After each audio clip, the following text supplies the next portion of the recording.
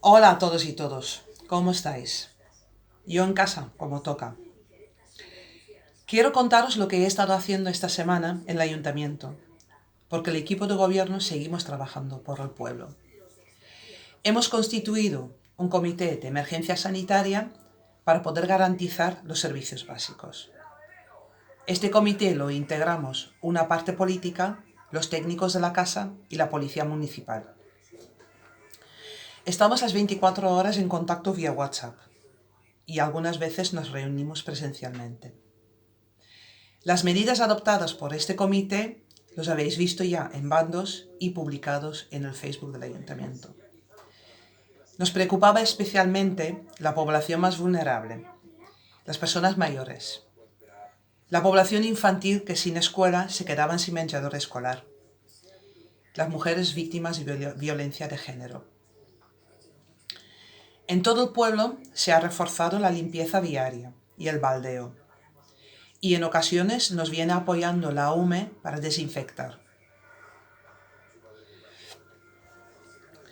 Se nos pide que quedemos en casa y por responsabilidad debemos salir solamente para trabajar, ir a comprar alimentos, medicina, ir al médico, sacar al perro.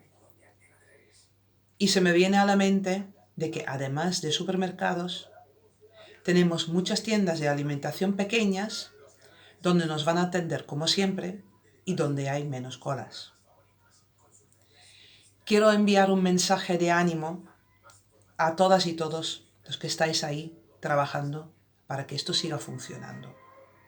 El personal sanitario, de mantenimiento, de limpieza, de transporte, la policía y la protección civil, trabajadores y trabajadoras de los comercios, autónomas y autónomos, voluntariado, sois imprescindibles.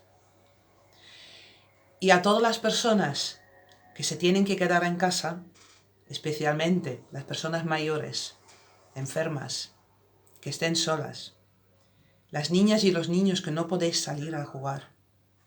Ánimo, resistiremos, porque de esto solo se saldrá con solidaridad y apoyo mutuo. Y de eso las personas humildes y trabajadores sabemos mucho. Ya volverán los días en el que llenemos las calles de abrazos. Un beso.